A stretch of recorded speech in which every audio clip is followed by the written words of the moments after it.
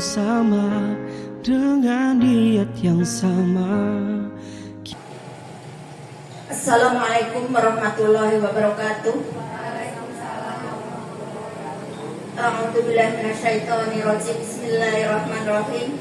Alhamdulillahirabbil alamin, wassalatu wassalamu ala asrofil anbiya'i wal mursalin wa ala alihi wa sahbihi ajma'in, amma ba'du. Yang sangat saya hormati Kepala SDN 04 Oku ataupun yang mewakili beserta para dewan guru dan staf. Pertama-tama marilah kita panjatkan puji dan syukur kehadiran Allah Subhanahu wa taala yang telah melimpahkan rahmat taufik hidayah serta inayahnya kepada kita semuanya, sehingga pada siang hari ini kita masih dapat berkumpul di ruang guru SD 4 ini dalam rangka yaitu presentasi CGP oleh Ibu Yeni Aprila yang berjudul yaitu Budaya Positif di dimensi modul 1.4 Budaya Positif. Baiklah, sebelum acara kita mulai, akan saya bacakan tertib acara pada siang hari ini. 1. Pembukaan, 2. Kata sambutan, 3. Kata sambutan dari CGP, 4. Presentasi, 5. Penutup. Untuk mengambil barokah dari Allah Subhanahu wa taala, marilah acara ini kita buka dengan membaca lafaz basmalah. Bismillahirrahmanirrahim. Memasuki acara kedua yaitu kata sambutan dari Kepala SDN 04 Oku atau yang mewakili kepada Ibu Endang Anjaswati SPD, dipersilahkan.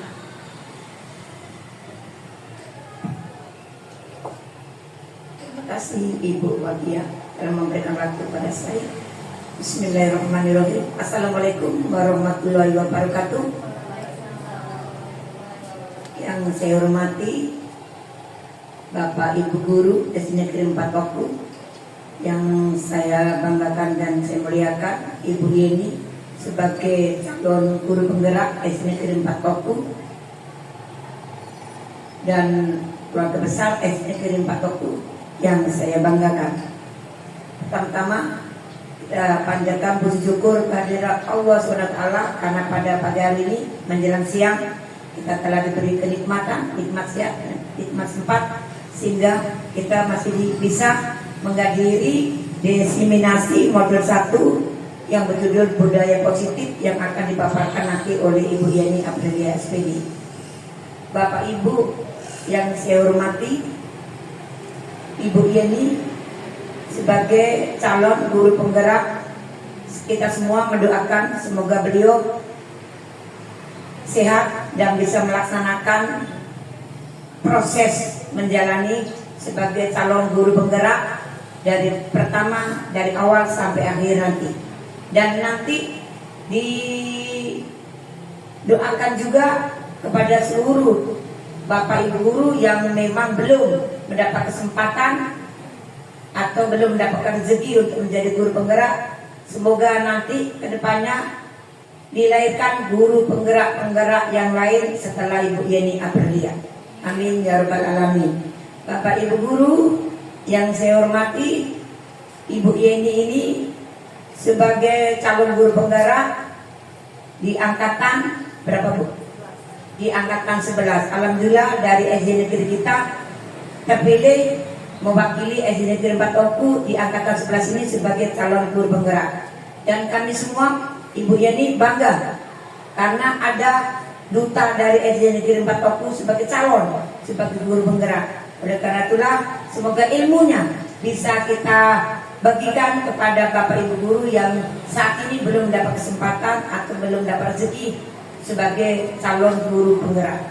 Saya kira Bapak Ibu guru hanya inilah yang bisa saya sampaikan. Kami mewakili dari Ibu Kepala Sekolah, mohon izin, mohon maaf Ibu Yeni, karena Ibu Kepala Sekolah saat ini sedang ada urusan di luar, mungkin rapat beliau, sehingga kami diberi amanah untuk memberikan sambutan dan menghormati Ibu Yeni, karena Ibu Yeni memberikan akan melaksanakan paparan.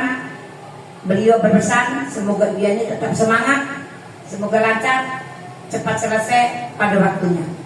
Amin ya rabbal alamin. Demikian Bapak Ibu Guru, mohon maaf kalau ada salah-salah kata. Terima kasih banyak atas segala perhatian. Terima kasih. Wassalamualaikum warahmatullahi wabarakatuh. Terima kasih kepada Ibu Indang Anjaswati SPD yang telah mewakili Kepala Sekolah pada siang hari ini. Untuk acara selanjutnya yaitu kata sambutan atau pemaparan dari Ibu Yeni Aprila. Dengan hormat kami persilahkan. Ya, terima kasih Ibu Wagia. Juga terima kasih untuk Ibu Endang Anjaswati dan seluruh guru-guru SD Negeri 04. Baiklah, terima kasih juga atas kesempatan yang diberikan kepada saya. Di sini sebelumnya, walaupun kita sudah sama-sama mengenal, tapi saya ingin memperkenalkan diri kembali. Perkenalkan, nama saya Yeni Aprila. Saya adalah calon guru penggerak Angkatan 11 Kabupaten Oku, Sumatera Selatan yang ditugaskan di SD Negeri 04. Bismillahirrahmanirrahim. Yang saya hormati Ibu Kepala Sekolah atau Ibu Wakil Kepala Sekolah, yang saya hormati dan yang tentunya saya banggakan sekali guru-guru hebat SD Negeri 04 Oku yang semuanya terlihat dalam keadaan sehat dan pastinya dalam keadaan berbahagia. Pertama-tama marilah kita panjatkan puji dan syukur kita atas kehadirat Allah Subhanahu wa taala, di mana pada siang hari ini kita masih diberikan nikmat sehat dan juga nikmat sempat sehingga kita masih dapat berkumpul di sini dalam presentasi saya, yaitu aksi nyata diseminasi modul 1.4 budaya positif. Salawat serta salam marilah kita panjatkan pada Nabi junjungan kita, Nabi besar Nabi Muhammad SAW, yang mana kita nantikan syafaatnya kelak di yaumil qiyamah. Amin ya robbal alamin. Baiklah Ibu Bapak yang saya hormati, sebelum saya memulai acara presentasi hari ini, izinkan saya untuk membacakan pantun terlebih dahulu. Mohon antusiasmenya ya Ibu Bapak. Jalan-jalan ke Mangga 2, tidak lupa membeli pasta. Selamat datang rekan-rekan semua. Mari kita mulai presentasi dengan bahagia. Terima kasih. Baiklah Ibu Bapak, kita akan memasuki materi kita hari ini, yaitu tentang diseminasi budaya positif.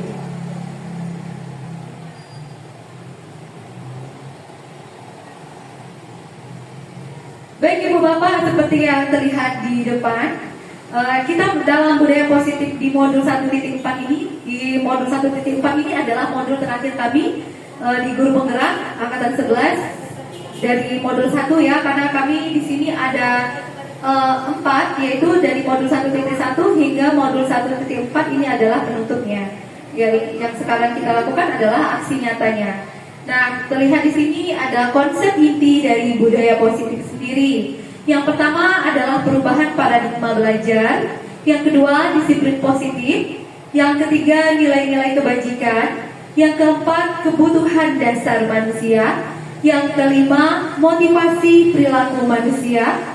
Yang keenam, posisi kontrol guru. Yang ketujuh, keyakinan kelas. Dan yang terakhir, yang kedelapan adalah segitiga restitusi.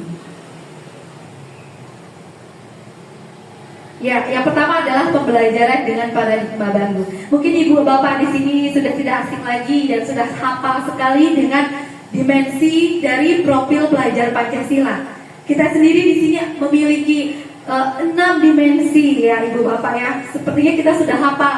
Bahkan dengan lagu-lagunya pun kita sudah hafal. Karena setiap kita masuk sekolah dan memulai literasi, biasanya kita selalu menyanyikan lagu profil pelajar Pancasila. Dan alhamdulillah untuk anak-anak SD Negeri 04 Oku rata-rata dan sudah semuanya hafal dengan dimensi dari profil pelajar Pancasila sendiri.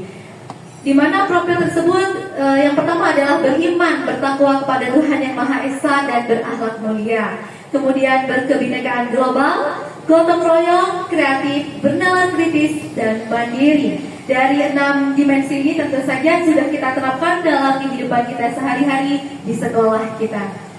Pembelajaran dengan paradigma baru merupakan pembelajaran yang dirancang berdasarkan prinsip pembelajaran yang berdiferensiasi. Seperti yang sudah kita ketahui, pembelajaran berdiferensiasi adalah pembelajaran yang berpihak kepada murid. Ya, lanjut sehingga peserta didik belajar sesuai kebutuhannya berdasarkan tahap perkembangan sesuai dengan teori psikologi modern untuk mewujudkan profil pelajar Pancasila. Selanjutnya di sini ada mengubah paradigma stimulus respon ke pendekatan teori kontrol. Jadi kalau kita perhatikan antara stimulus respon dan teori kontrol itu ada perbedaannya. Kalau di sini nomor 1 realitas kebutuhan kita itu sama, tapi untuk teori kontrol kebutuhan atau realitas kita itu berbeda karena setiap manusia itu pasti memiliki kebutuhan yang tidak mungkin sama, berbeda-beda. Lanjut yang kedua, semua orang melihat hal yang sama, tetapi di teori kontrol sendiri, setiap orang memiliki gambaran yang berbeda. Yang ketiga, kita mencoba mengubah orang agar berpandangan sama dengan kita. Tetapi untuk di teori kontrol sendiri, kita berusaha memahami pandangan orang lain tentang dunia. Jadi kita, kata lainnya gak egois. Perilaku buruk dianggap sebagai suatu kesalahan. Tetapi untuk di teori kontrol, semua perilaku memiliki tujuan. Terkadang kita sebagai guru melihat anak yang bertingkah pola tidak baik, di situ kita kadang menganggap dia melakukan suatu kesalahan. Padahal mungkin dari perilaku mereka itu mereka memiliki alasan tersendiri melakukan kesalahannya. Yang kelima, orang lain bisa mengontrol saya, tetapi untuk di teori kontrol hanya Anda yang bisa mengontrol diri Anda sendiri. Yang keenam, saya bisa mengontrol orang lain, tetapi di teori kontrol Anda tidak bisa mengontrol orang lain karena orang lain pun memiliki kebebasan untuk dirinya sendiri. Yang ketujuh, paksaan Anda pada saat bujukan gagal. Sedangkan yang di teori kontrol, kolaborasi dan konsensus menciptakan pilihan-pilihan baru. Yang terakhir, model berpikir menang atau kalah. Nah, ini yang susah kalau kita memiliki model berpikir aku yang menang, kamu yang kalah. Tapi untuk di teori kontrol, model berpikir kita sama, yaitu menang-menang. Tidak ada yang menang atau yang kalah. Selanjutnya disiplin positif. Nah, ketika kita mendengar kalimat disiplin positif, apa yang ada dalam benak Bapak Ibu tentang pengertian disiplin positif? Adakah yang bisa menjawab? Silahkan. Kalau misalnya kita mendengar kata disiplin, apa sih yang ada dalam bayangan kita? Apa sih yang ada dalam benak kita? Mungkin Ibu Jun ingin menjawab, silahkan.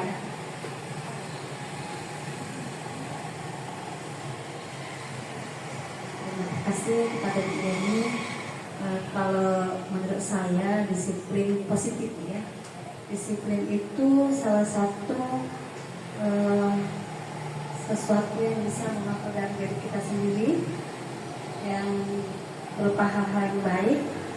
Apa ya contohnya, misal disiplin dengan waktu, ya ada lagi disiplin dengan peraturan-peraturan di sekolah, dan banyak disiplin yang lain. Mungkin Bu yang mungkin ada temannya bisa menambahkan. Cukup ya.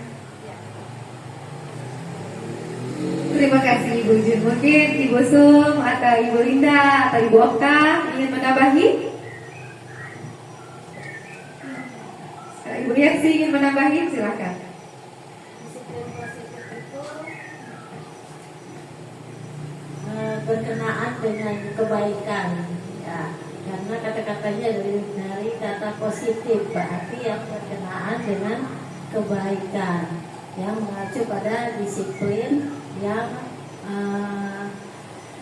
mengacu untuk meningkatkan sesuatu, ya, tapi yang berhubungan dengan kebaikan. Misalkan disiplin dalam waktu, disiplin dalam belajar, dan disiplin dalam hal berpakaian dan sebagainya.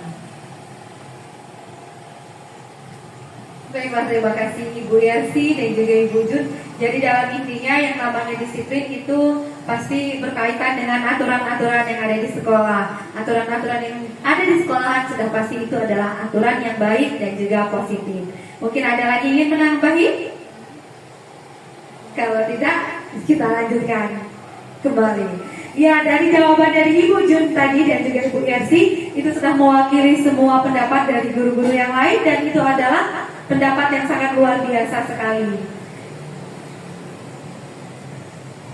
Jadi Ibu Bapak, untuk disiplin sendiri itu kita lihat di sana, disiplin sendiri berasal dari kata disiplina yang berarti belajar. Jadi kita masih belajar. Disiplin mengacu pada disiplin diri yang memiliki tanggung jawab terhadap apa yang dilakukannya berdasarkan nilai-nilai yang diyakini. Jadi kita ada nilai yang diyakini dari diri kita sendiri. Disiplin positif merupakan salah satu cara penerapan disiplin yang bertujuan untuk menumbuhkan kesadaran serta memberdayakan peserta didik tanpa imbalan, tanpa penghargaan atau reward, tanpa ancaman atau tanpa hukuman. Jadi disiplin itu keluar dari dirinya sendiri, termotivasi secara intrinsik dari dalam diri anak tersebut. Sebagai pendidik, tujuan kita adalah menciptakan peserta didik yang memiliki disiplin diri sehingga berperilaku mengacu kepada nilai-nilai kebajikan universal dan memiliki motivasi intrinsik dalam perubahan-perubahan perilaku ke arah yang lebih baik lagi. Apa saja bentuk disiplin positif? Kita bisa lihat ya.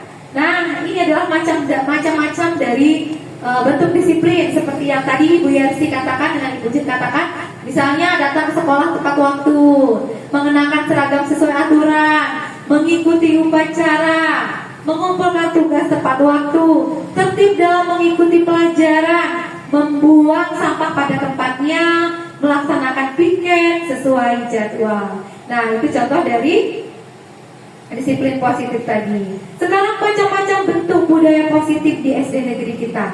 Kalau tadi tentang disiplin positif, sekarang kita budaya positif. Yang pertama dengan menerapkan 5S. Seperti yang kita kalau masuk ke SD Negeri 04 Oku, pasti kita selalu dan langsung terlihat selamat datang di SD Negeri 04 Oku. Di sini juga terlihat budayakan 5S. Berarti di sini adalah budaya positif yang ada di sekolah kita. Walaupun sekarang 5S sudah bertambah ya, sudah menjadi 11S, tetapi kita masih tetap membudayakan 5S. Nanti kita akan tambah lagi SS selanjutnya, di mana 5S tersebut adalah senyum, sapa, salam, sopan, santun, dan juga ya senyum, sapa, salam, sopan, dan santun sudah ada tertera di sana. Kita lanjut lagi. Selanjutnya ini adalah contoh dari budaya positif di sekolah kita. Ya, ketika anak-anak datang ke sekolahan, maka kita sudah membiasakan bersalaman dengan guru. Anak-anak masuk, ibu-ibu gurunya sudah menyambut di depan. Anak-anak masuk langsung bersalaman, mencium tangan dari guru-guru. Itu adalah budaya positif dari sekolah kita. Begitupun dengan pulang, guru sudah mengantar dan juga guru sudah bersalaman dengan siswanya. Selanjutnya adalah contoh lainnya adalah membersihkan halaman sekolah. Jadi anak-anak itu sudah pengertian, Bu. Dia sudah tidak usah lagi ditegur. Melihat halamannya kotor, mereka langsung membersihkan dengan kesadaran yang memang tumbuh dari diri mereka sendiri. Selanjutnya adalah berbaris rapi sebelum masuk kelas. Anak-anak kita semuanya sudah menjalankan budaya positif. Sebelum masuk kelas, mereka biasanya berbaris rapi sebelum masuk kelas. Disiapkan dulu, sehingga ketika masuk di kelas itu akan tertib, tidak terjadi desak-desakan, dorong-dorongan. Nah, selanjutnya setelah itu biasanya mereka akan melakukan pemeriksaan kebersihan kuku. Dilihat kalau kukunya panjang, kotor, maka akan ditegur oleh kedua kelasnya. Nah, karena di sini sepertinya sudah ada yang mulai ngantuk ya, sudah ada yang mulai udah nggak konsentrasi lagi, Maka kita sama-sama yuk kita tepuk 5S dulu. Sepertinya kita semua sudah bisa semua ya. Kita sama-sama saja kalau begitu. Tepuk 5S. Bertemu teman tersenyumlah, plak plak plak. Lalu ucapkan salam kepadanya, plak plak plak. Sapa apa kabarnya, sopanlah kepadanya, santunlah tanda sayang kepadanya, plak plak plak. Iya, luar biasa sendiri ya. Ini tuh ya, biasanya sering terdengar nih sebelum masuk pelajaran. Biasanya kan kita di literasi sering diajari nih sama ibu-ibu guru, ayo anak-anak kita tepuk 5S. Jadi anak-anaknya lebih semangat lagi sebelum memulai pelajaran. Selain itu juga kan imbasnya mereka menghafal apa sih 5S tersebut. Terima kasih ibu-ibu guru hebat SD Negeri 04 Oku sudah tepuk 5S. Kemudian ini yang ketiga adalah nilai-nilai kebajikan. Nilai-nilai kebajikan adalah sifat-sifat positif manusia yang merupakan tujuan mulia yang ingin dicapai setiap individu. Nilai-nilai tersebut bersifat universal, bahasa, suku, dan agama maupun latar belakang. Untuk contoh-contoh nilai kebajikan itu di situ ada juga dari institusi dan juga kita seperti di sekolah. Kalau di sekolah kan kita nilai-nilai kebajikan yang kita masukkan di sini ada profil pelajar Pancasila, beriman dan bertakwa pada Tuhan Yang Maha Esa dan berakhlak mulia, berkebinekaan global, gotong royong, mandiri, kreatif dan bernalar kritis. Mungkin kita sudah bisa nyanyi ya dengan gerak-gerak tangannya seperti pelajar Pancasila beriman dan bertakwa pada Tuhan Yang Esa dan berakhlak mulia, berkebinekaan global, gotong royong, mandiri, kreatif dan bernalar kritis. Jadi dengan kita selalu membiasakan literasi kepada anak-anak, maka anak-anak juga akan hafal dari dimensi-dimensi profil pelajar Pancasila. Dan ada pun juga di sana dari IBO Primary Years Program dan juga ada contoh nilai kebajikan dari keterampilan hidup lifestyle. Kita lanjutkan berikutnya, kebutuhan dasar manusia. Nah, kita sebagai manusia itu pasti memiliki kebutuhan dasar. Selain makan, minum, dan lain-lain, itu adalah kebutuhan dasar manusia.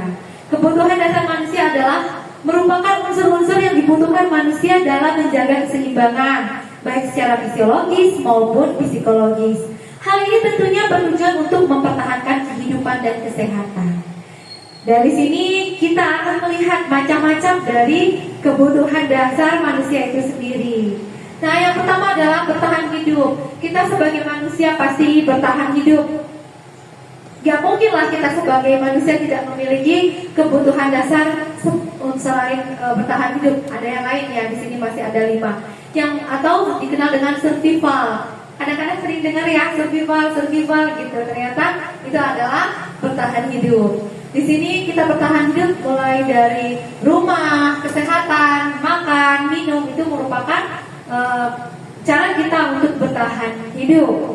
Selanjutnya adalah kasih sayang dan rasa diterima. Bapak Ibu, di sini kalau kita ada di dunia ini terlahir sebagai manusia, pasti itu sebagai kebutuhan dasar kita. Kita pasti mau namanya dikasih, disayang, dan rasa diterima, baik diterima dalam pertemanan, dalam keluarga, diterima oleh pasangan hidup kita, teman kerja, dan kelompok dimanapun kita hidup. Ketika mereka menerima kita, mereka senang dengan kehadiran kita, maka itu adalah kebutuhan dasar kita sebagai manusia.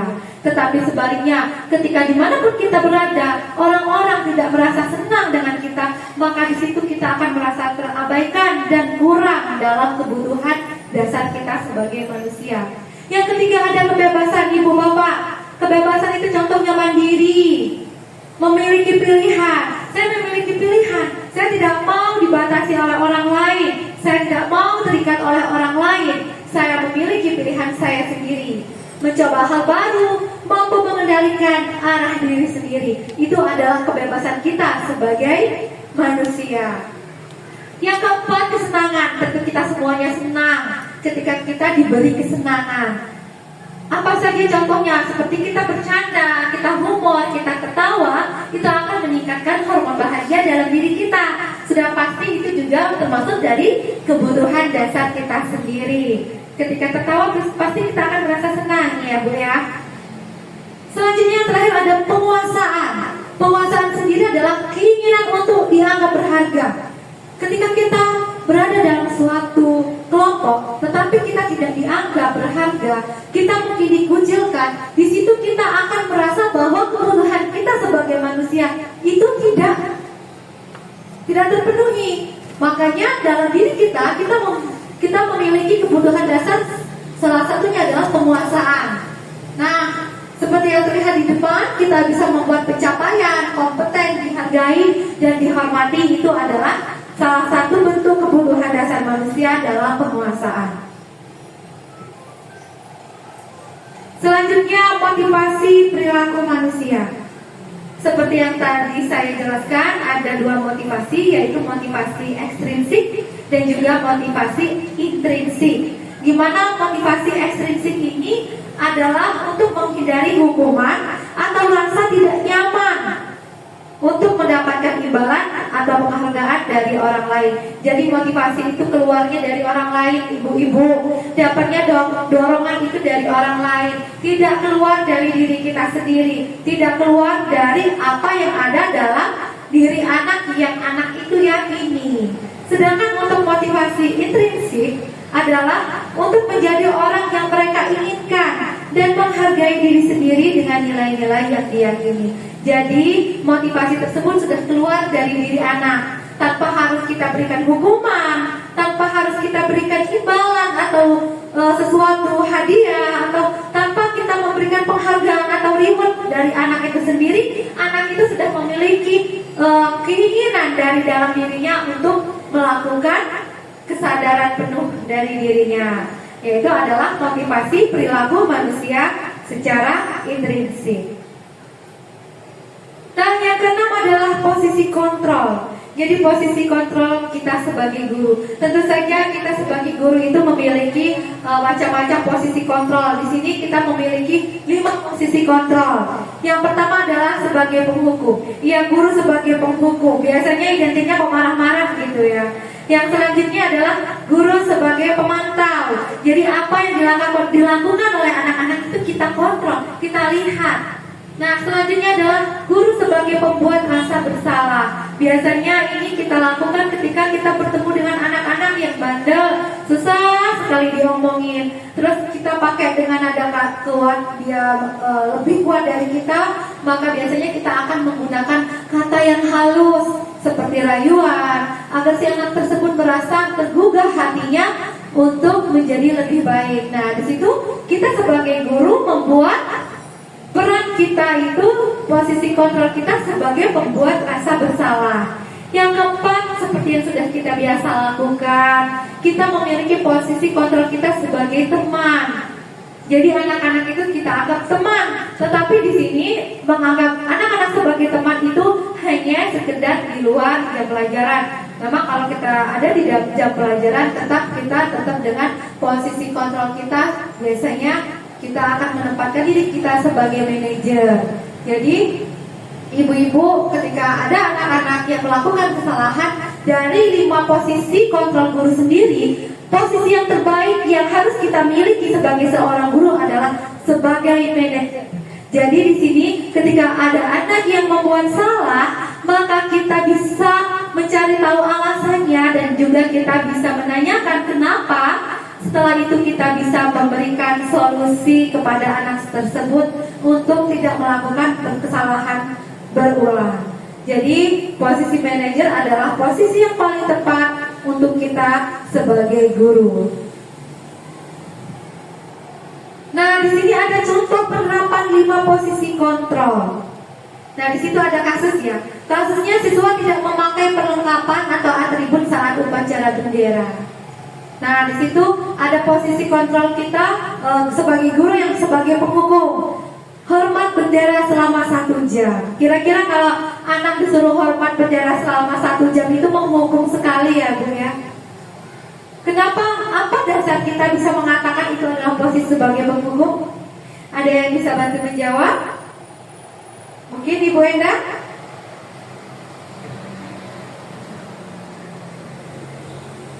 Terima kasih ini.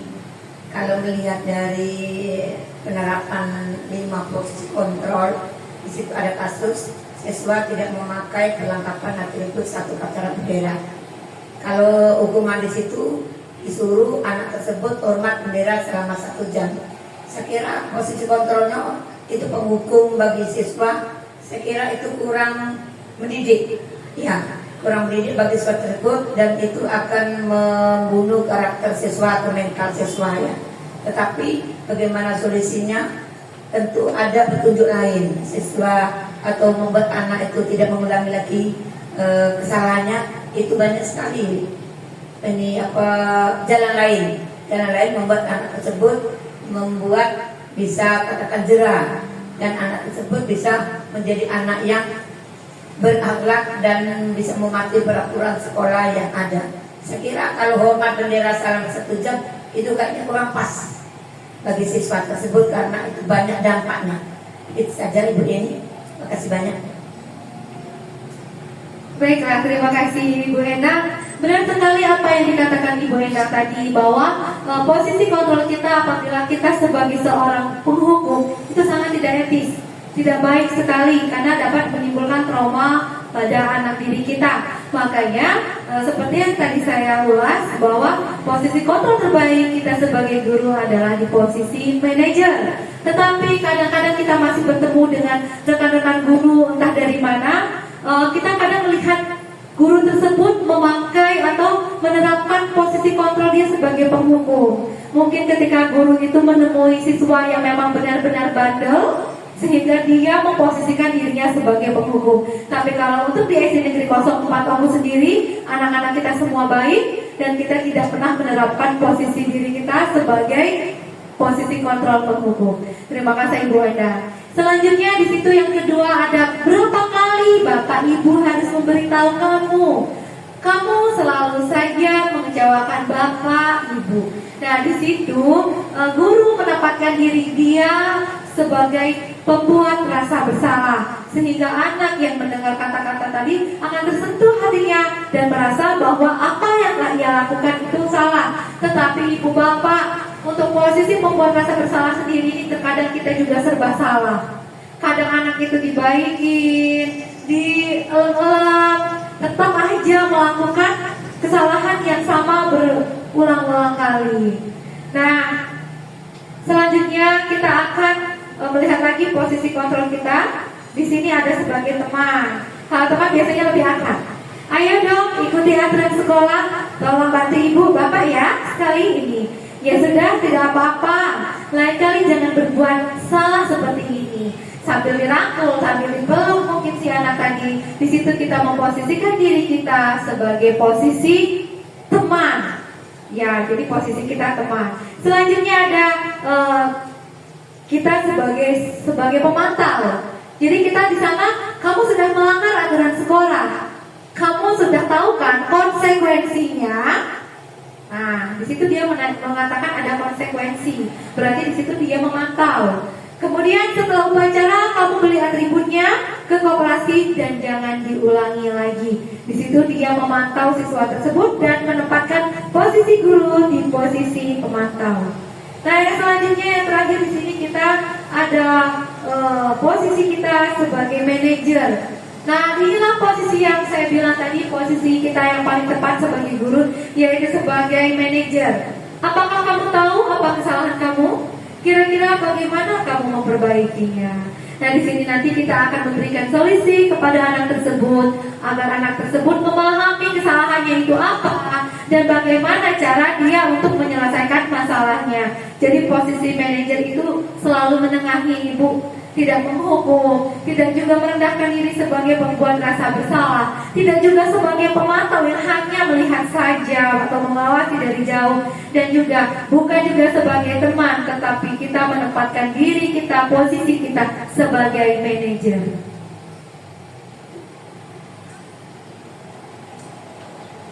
Sebenarnya sebenarnya dari 5 posisi kontrol ini kita sendiri sudah lakukan dalam kehidupan sehari-hari, sudah kita lihat. Apalagi kita yang sudah lama mengajar pasti sudah hafal dengan kriteria dari teman-teman kita, pendidik lain-lainnya. Sudah tahu, oh si bapak itu dia orangnya seperti apa. Itulah posisi kontrol yang ada pada diri kita, mungkin kita tanpa sadari kita juga melakukan dari 5 posisi kontrol tersebut. Coba sekarang Bapak Ibu cermati kalimat berikut. Nah, di sana ada kalimat. Nah, di sini ya. Posisi kontrol apakah aku? Saya kecewa sekali dengan kamu. Mungkin Ibu Okta bisa menjawab dari 5 posisi kontrol tadi. Silakan Ibu Okta.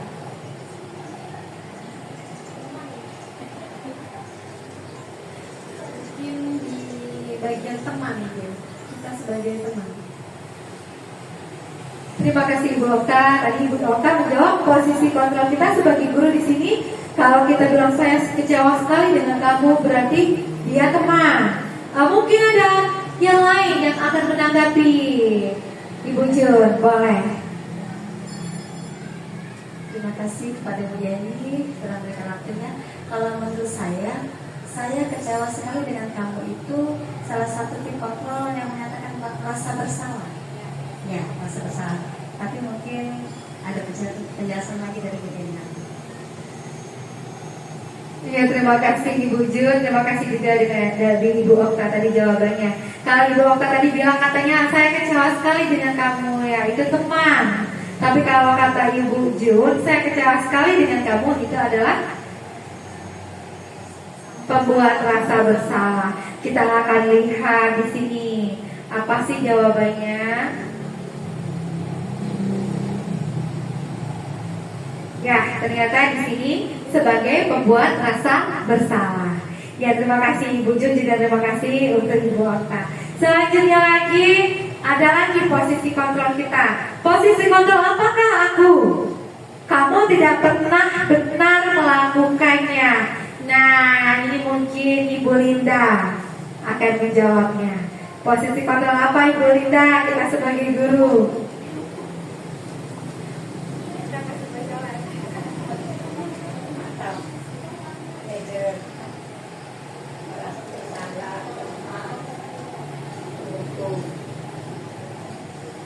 Ya, terima kasih Bu Yeni. Ya, mungkin menurut pendapat saya penghukum.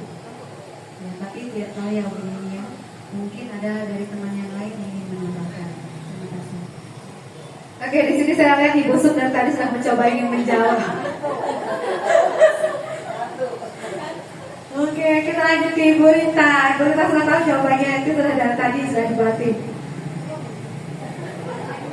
Oke, jadi jawabannya masih sama dengan Ibu Linda ya Bu ya. Sebagai penghukum, mungkin moderatornya sendiri ada jawaban? Saya kira sebagai pemantau, karena apa? Guru itu memantau anak-anaknya, ada yang benar bersalah, ada yang kreatif atau tidak, karena dia merasa kamu tidak pernah benar lakukannya, artinya memantau. Dan setiap anak, kalau bagi saya ya Ibu Jenny ya, karena itu kan kalau misalnya pengontrol dari guru, berarti guru tuh, kalau guru namanya PTK, penelitian tingkatan kelas, berarti dalam meneliti tingkatan kelas itu bagus, dia menyeluruh, menguasai. Nah, kalau misalnya guru selama dia tidak menguasai, dia tidak bisa bilang kamu tidak pernah lakukannya, tidak perlu deh, cuek-cuek aja, tidak peduli. Oke, pemantau. Kalau Ibu Wahia sendiri gimana Bu? Kalau di situ saya memiliki pendapat bahwa itu guru sebagai manajer, jadi menegur murid-muridnya, tidak pernah melakukan sesuatu yang positif. Ya, terima kasih Ibu Wahia. Jadi kita semua sudah memiliki masing-masing jawaban ya, mulai dari tadi sebagai pemantau atau manajer, tadi Ibu Linda sebagai penghukum. Oke, kita akan lihat di sini apakah jawaban kita ternyata posisi kontrol kita sebagai penghukum Bu. Iya. Kita lanjut lagi, masih ada 3 lagi posisi kontrol kita. Nah, di sini ada lagi nih, kayak teka-teki sih sebenarnya. Apa rencanamu untuk menyelesaikan masalah ini? Manajer, udah kompak manajer. Hafal, sudah tinggal 3 lagi sudah tahu. Kita lihat apa ya? Iya benar. Aduh, tepuk tangan dong untuk kita semua. Luar biasa sekali. Selanjutnya tinggal 2 lagi ya. Nah, di sini ayolah lakukan ini demi ibu bapak. Teman, yakin teman. Oke, ayolah. Berarti dia ngajak ya? Kita lihat jawabannya adalah iya, tepuk tangan dong. Benar teman. Luar biasa sekali, semakin memahami. Nah, di sini nih yang terakhir yang belum disebutkan. Kamu tidak akan pernah mendapatkan nilai jika tidak mengerjakan tugas saya. Satu lagi loh. Kita posisi kontrol kita sebagai yang belum terakhir pemantau. Oke, pemantau semuanya sama, pemantau. Kita lihat apakah posisi kita sebagai pemantau ternyata iya luar biasa sekali. Benar, posisi kita adalah sebagai pemantau. Jadi kita selalu memantau gerak-gerik anak tadi. Benar. Semakin kesini semakin hebat. Nah ini nih ada kasus yang paling menyenangkan ketika kita mendapatkan kasus dalam sebuah sekolah. Perhatikan kasus berikut. Itu ada gambar bapak-bapak ya kayak mirip Pak Irfan gitu yang lagi marah. Terus ada anaknya yang lagi menangis. Dan diskusikan dengan kelompok. Didiskusikan kelompok karena kita jadi satu kelompok juga boleh. Nilai kontrol apa saja yang ada pada kasus berikut. Nanti saya akan beri wacana dari kasusnya. Stop. Di sini kita ada kasus. Saya ingin sekali mendengar suara dari, kalau sekarang saya ingin mendengar dari yang paling muda, paling cantik di sini, dari Ibu Okta. Silakan Ibu Okta, tolong dibacakan supaya kita sama-sama mudah mencerna.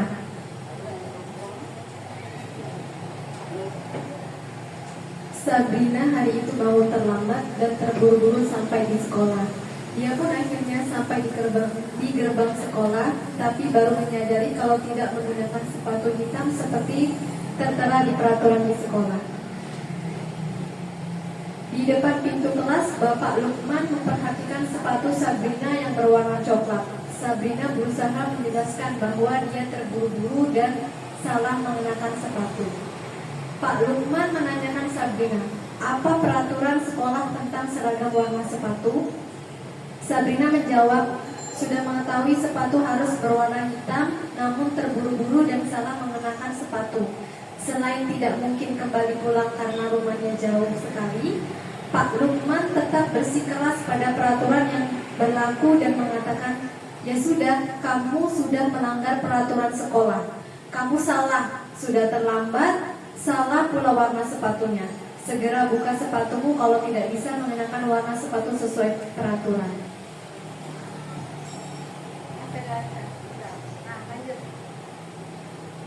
Sabrina meminta maaf dan memohon kembali kepada Pak Lukman agar tetap dapat mengenakan sepatunya dan berjanji tidak akan mengulangi kesalahannya.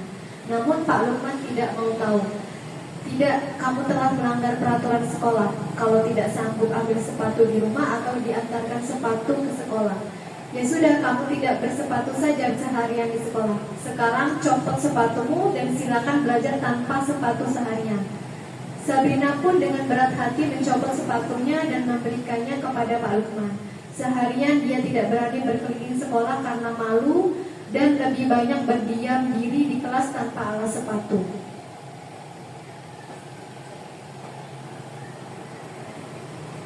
Baiklah, terima kasih Ibu Okta sudah membacakan dari kasus kita. Setelah kita baca kasus tadi, kita dengarkan yang sudah dibaca Ibu Okta. Di sini kita ada berapa peran Ibu? Dua, Sabrina dan Pak Lukman. Nah, dari sini yang ingin saya tanyakan itu adalah posisi kontrol kita tadi. Tadi kan ada 5 posisi kontrol ya. Nah, di sini posisi kontrol Pak Lukman sebagai guru itu apa? dan mengapa? Apa yang indikator yang terlihat dari wacana tersebut? Ini sepertinya dari tadi Ibu Endang sudah pengen jawab. Sudah nih, sudah dari tadi aku makan, aku mau nih jawab. Memang Pak Lukman ini nggak baik nih orangnya. Silakan Ibu Endang tanggapi posisi kontrol Ibu Pak Lukman itu gimana Pak Lukman?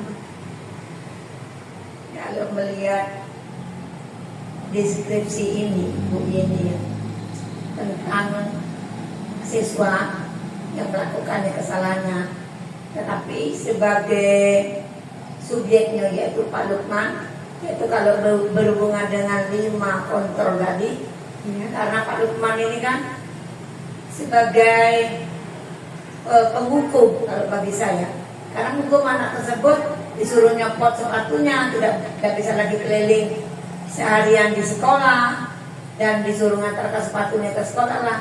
Karena si Sabrina ini melanggar peraturan sekolah yang seharusnya sepatunya warna hitam di warna kuning apa putih? Coklat, pudar mungkin. Warna kuning. Makanya kalau menurut dari deskripsi ini tadi, Pak Lukman itu sebagai menghukum Sabrina. Iya, menghukum Sabrina. Dan juga bisa juga dikatakan sebagai manajer. Karena mengarahkan Sabrina ini disuruh mengambil sepatu, suruh mengantarkan sepatu ke sekolah, kemudian jangan diulangi lagi, kemudian disuruh kamu tidak bersepatu seharian. Nah, jadi saya kira banyak itu berhubungan sekian kontrol tadi kan, dari 5 kontrol tadi. Bisa juga sebagai penghukum, bisa juga sebagai manajer, bisa juga sebagai mantau, kan memantau siswa-siswanya siapa yang tidak tertib. Yang tidak mematuhi peraturan sekolah. Jadi banyak kontrolnya itu, sekitar 3 itu, termasuk dalam 3 posisi kontrol itu ini. 3 posisi kontrol yang terdapat dari diri Pak Lukman sebagai guru. Iya. Saya kira begitu ini. Ada lagi, tolong dong guru yang lain yang mau menanggapi. Ini Pak Lukman tuh bikin gerem loh. Iya, ada anak datang dia langsung marah tanpa mau mendengarkan penjelasan terlebih dahulu dari Sabrina. Dan padahal Sabrina udah minta maaf ya. Ayo silahkan Ibu Yersi. Itu gerumnya gimana nih? Posisi kontrol Pak Lukman ini kayak mana? Terima kasih. Silahkan. Ya, menurut saya itu menghukum ya dari kata-kata apa kalimatnya yang ada di awal paragraf yang pertama. Bisa melihat dan dari awal paragraf yang pertama juga dari kata-kata. Ya, di situ juga terlihat ya Bu ya, sebagai penghukum ketika Pak Lukman bilang seharian dia tidak berani berkeliling sekolah karena malu dan disuruh bertelanjang kaki di situ ya. Itu adalah contoh penghukum. Mungkin Ibu Jun ada lagi tambahan selain menurut Ibu sama dengan Ibu Endang tadi sebagai penghukum? Ada lagi kan? Kalau menurut saya ya sama dengan Bu Endang dengan Ibu Yersi. Di sana ada sebagai penghukum karena banyak sekali di sana yang terlihat pada paragraf yang kedua ini. Sabrina tidak memakai sepatu, terus Sabrina juga harus mengambil sepatunya dari rumah untuk sampai ke sekolah. Karena jauh ya? Dia jauh. Terus kalau selain itu pemantau juga benar karena Pak Lukman juga memantau aktivitas siswa tentang kedisiplinan masalah berpakaian. Ya. Di sini juga ada Ibu Wagiah yang mungkin bisa menambahi apa sih Bu posisi kontrolnya Pak Lukman. Dari tadi itu Bu, Pak Lukman ini agaknya bikin geram loh Bu. Dia suka marah-marah masalahnya Pak Lukman. Dia tadi di situ kan ada kata, sekarang copot sepatumu dan silahkan belajar tanpa sepatu seharian. Ya bagaimana menurut Ibu posisi kontrol Bapak Lukman ini sendiri? Sebagai Pak Lukman itu posisi kontrol sebagai penghukum itu tadi suruh pakai sepatu seharian ya? Tidak pakai sepatu seharian. Menurut saya itu tidak mendidik. Seharian suruh tidak pakai sepatu tuh. Ya benar sekali Bu. Karena anak itu kan nantinya mau main ke sana sini. Bagaimana kalau lupa? Iya, Itu menurut betul. saya. Iya. Terima kasih Ibu Agia. Benar sekali Ibu, di dalam wacana yang ada di kasus satu ini antara Sabrina dan juga Pak Lukman, kalau saya membacanya itu agak bernia dengan Pak Lukman. Secepat itu Pak Lukman marah kepada Sabrina tanpa mau lagi mendengar alasan dari Sabrina tadi masuk sekolah, matanya langsung tertuju pada sepatu. Iya, memang Sabrina di situ memang salah karena dia sudah memakai sepatu dengan warna yang tidak sesuai dengan aturan. Tetapi kenapa Pak Lukman di situ tidak mau mendengarkan terlebih dahulu alasan yang diberikan oleh Sabrina? Padahal Sabrina sudah bilang, tetapi Pak Lukmannya tidak mau tahu dan tetap memberikan hukuman kepada Sabrina. Disuruh pulang tapi rumahnya jauh. Disuruh copot sepatu seharian, tapi akhirnya Sabrina memiliki perasaan yang malu kepada teman-temannya dan tetap berdiam diri seharian di kelas.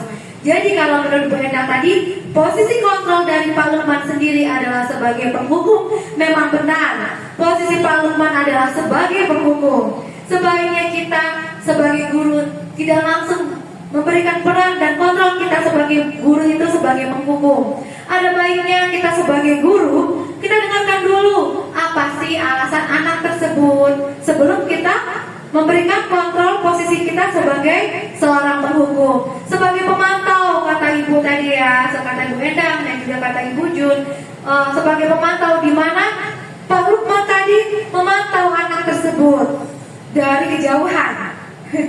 Memantaunya dari kejauhan sampai mendekat. Iya, maksudnya di sini Pak Lukman sebagai pemantau itu masih memberikan harapan kepada si Sabrina tadi untuk kembali mengambil sepatu. Tetapi Sabrinanya rumahnya jauh. Kemudian Pak Lukman kembali lagi sebagai seorang penghukum tanpa mau mendengarkan lagi apa menjadi keluh kesah dari Sabrina itu sendiri. Oke, terima kasih jawaban dari Ibu Endang, Ibu Jun, dan juga Ibu Agia. Adalah jawaban yang sangat membantu sekali. Di sini juga terlihat dari pertanyaan yang akan kita lihat yang sudah dijawab. Andaikan posisi Pak Lukman sebagai manajer. Tadi kita belum andai-andai posisi Pak Lukman sebagai seorang manajer. Siapa yang bisa mengandaikan? Andaikan posisi kita sebagai manajer itu bagaimana? Andaikan saya Pak Lukman dan saya kontrol saya sekarang sebagai manajer, bukan sebagai penghukum. Apa yang sebaiknya, pertanyaan seperti apa yang harus diberikan atau diajukan kepada Sabrina? Ada yang mau menjawab? Dari tadi itu sudah mantau terus dari kejauhan menatap ke arah layar. Ini Ibu Malinda sudah tahu jawabannya. Asik.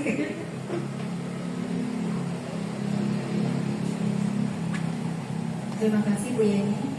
Di sini di poin kedua, bila Bapak Lukman mengambil posisi sebagai manajer, apa yang akan dikatakannya? Kalau menurut saya Bu Yeni ya, kita akan berbicara kepada saya sebagai Pak Lukman misalnya akan mengatakan kepada Sabrina, tolong ya nak, besok-besok jangan diulangi lagi. Hari ini Bapak kasih pelonggaran, tapi untuk berikutnya jangan diulangi lagi. Solusinya hal yang terjadi pada hari itu saat anak tidak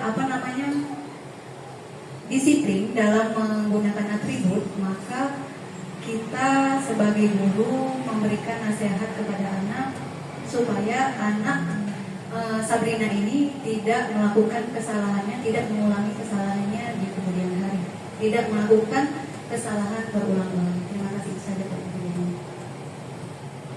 Iya, terima kasih Ibu Malinda. Iya, benar sekali ya. Jadi di sini ketika kita menjadi Pak Lukman dan mengambil posisi kita sebagai manajer, maka kita tidak akan memberikan hukuman kepada Sabrina, tetapi kita akan mendekatinya, menanyakan apa alasan dari Sabrina tersebut, mengapa dia datang dengan tergesa-gesa dengan sepatu yang salah, dan kita akan memberikan solusi kepada Sabrina tersebut. Ini loh nak, nanti pulang dari sini Sabrina bisa mungkin membeli sepatu yang baru, atau nanti dari sekolah akan ada bantuan untuk Sabrina sehingga Sabrina bisa memakai sepatu yang sesuai dengan aturan sekolah. Nah, yang ketiga, Ini kita juga masih mengandai. Kira-kira bila Anda adalah kepala sekolah di sekolah tersebut, nilai kebajikan yang ingin dituju oleh peraturan harus berwarna hitam itu apa? Apa sih nilai kebajikannya? Kok kenapa kita harus berwarna hitam semua? Bagaimana Anda menyikapi langkah yang diambil Pak Lukman mengenai kasus tersebut? Langkah yang kita ambil, kita melihat kok Pak Lukman ini kok jadi posisinya sebagai seorang penghukum. Nah, bagaimana cara kita menyikapinya? Ya, di sini saya akan bertanya kembali kepada Ibu Wajia.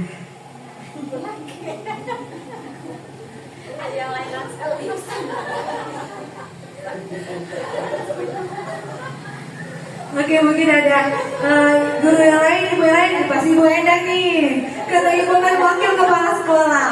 Silakan Ibu Endang. Jadi begini loh, Bu Yeni. Memang apa yang dilakukan oleh Pak Lukman tersebut, memang kalau dilihat pertama nilai kebajikannya belum ada ya. Yang pertama kan, karena langsung aja menyalahkan anak tersebut, tapi tidak mau tahu apa alasan anak tersebut, kenapa anak tersebut sampai tidak memakai sepatu warna hitam, yang dipakai warna hijau. Jadi kalau iya, nilai kebajikannya kenapa itu diterapkan, kenapa semuanya harus berwarna hitam? Kebajikannya satu, tertibnya aturan yang ada di sekolah tersebut. Betul. Dua, kebersamaan dan kekompakan di sekolah tersebut. Ketiga, bisa tidak saling jor-joran. Kalau kami orang Jawa, kata orang sini apa namanya? Saingan. Ya. Tidak saingan atau jor-joran. Misalnya, ini mungkin perbedaan dari kondisi keuangan ekonomi dari para atau anak-anak atau masyarakat, tentu itu kalau misalnya jor-joran berwarna-warna tentunya akan kelihatan ya, ekonominya yang lemah, ekonominya yang tinggi, yang sedang segala macam. Makanya disamakan semuanya berwarna hitam. Nah, di bawahnya itu dijawab tidak Bu? Iya. Iya. Bagaimana Anda menyikapi langkah yang diambil Pak Lukman mengenai kasus tersebut? Dia marah-marah tadi. Iya. Seharusnya Pak Lukman mengambil langkah yang membuat anak itu tidak membuat anak satu malu, kedua tidak membunuh karakter anak tersebut, yang ketiga tidak membunuh mental anak tersebut. Itu semuanya ada jalan. Tidak harus kamu tidak pakai sepatu seharian sehingga anak tersebut tidak bisa keliling sekolah. Nah, seharusnya yang diambil Pak Lukman, anak tersebut dirangkul, yang sebagai teman tadi, kemudian sebagai manajer dinasihati. Nak gini loh nak, lain kali nak, kalau supaya kamu tidak terburu-buru, warna sepatunya sama seperti yang kawannya lain warna hitam, bangunnya pagi, ya. Nah, dan bangun pagi itu bisa menyelesaikan segala masalah yang baik, segala kegiatan yang baik.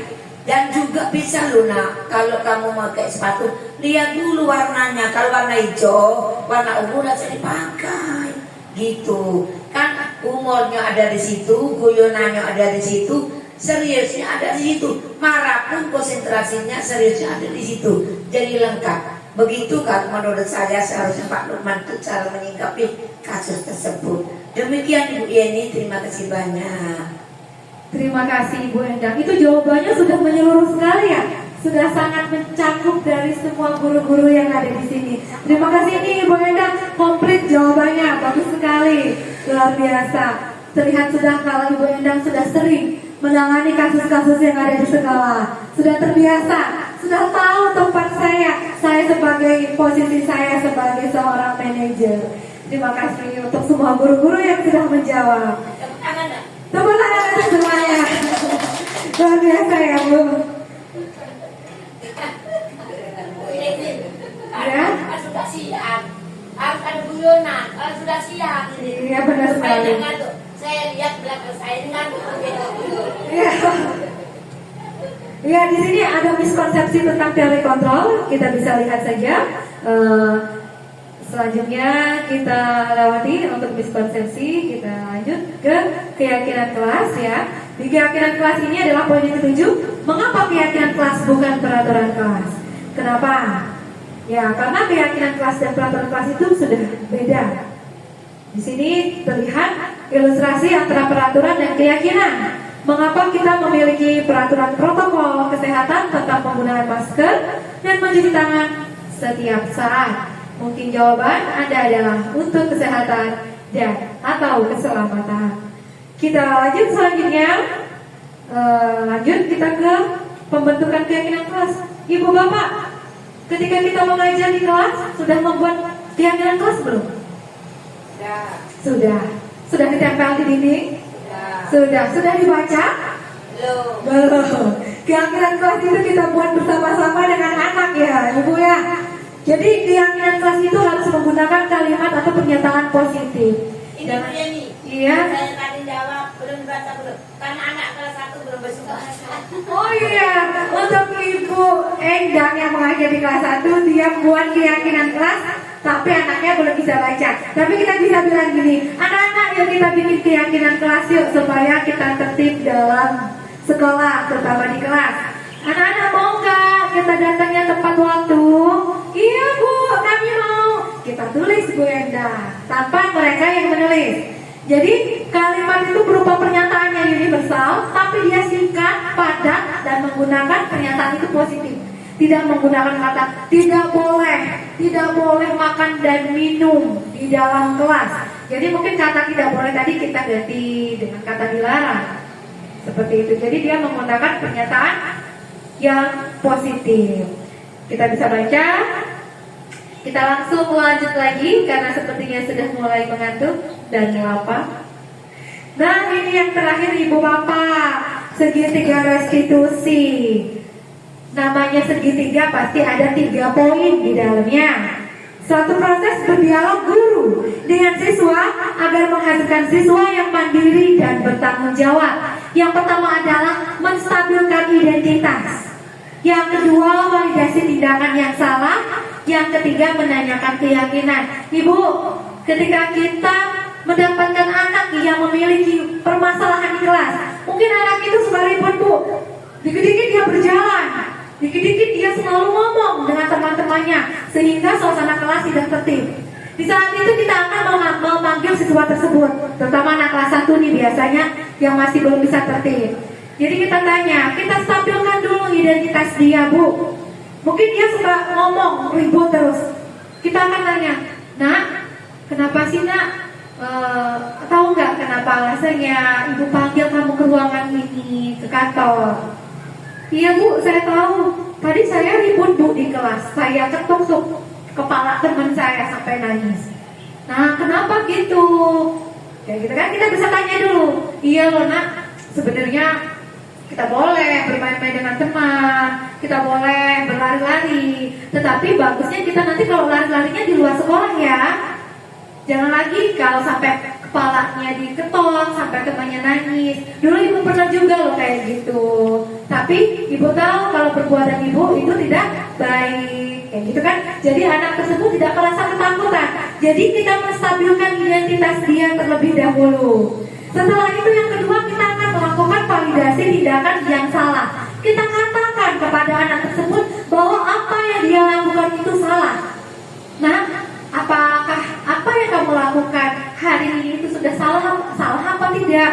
Maka anak tadi setelah kita kasih pengertian dari poin menstabilkan identitas, kemudian kita tanyakan tindakan salah mereka itu apa. Iya Bu, aku tadi salah Bu. Saya tadi habis lari-lari. Ini loh Bu, karena saya tuh tadi tuh melihat ada, misalnya ada cicak tuh yang saya kejar Bu, misalnya.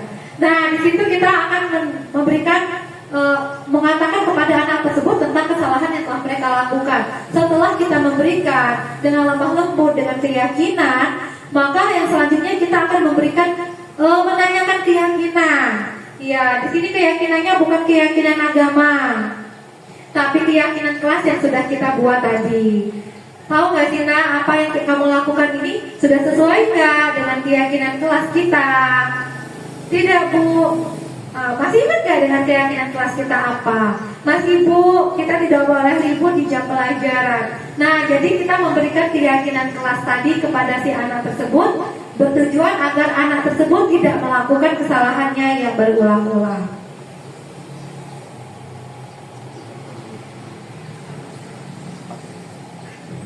Oke, kita lanjut lagi.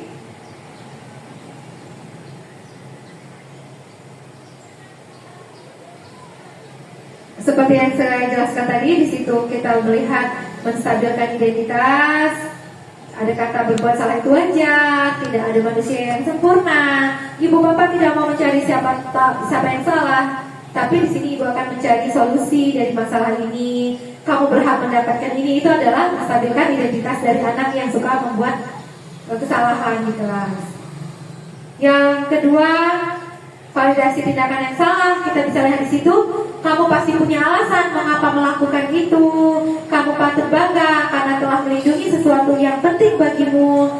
Kamu melakukannya karena mempertahankan yang penting bagimu. Itu adalah contoh kalimat dari validasi tindakan yang salah. Kemudian menanyakan keyakinan. Apa keyakinan kelas kita? Nilai-nilai keyakinan apa yang telah kita sepakati bersama? Seperti apa gambaran kelas yang ideal menurut kamu? Kamu ingin menjadi orang seperti apa? Itu adalah tindakan kita terakhir dalam segitiga restitusi. Nah, Bapak Ibu, selanjutnya di sini kita memiliki kasus. Nah, kasus 1. Kalau tadi 1, sebenarnya ini kasusnya 2. Kasus 2 di sini ada siswa yang bernama Endang. Jadi Endang ini memang sangat terkenal. Endang, artis saja banyak yang namanya Endang. Endang adalah siswa kelas 5 Sekolah Dasar Negeri Perindapan.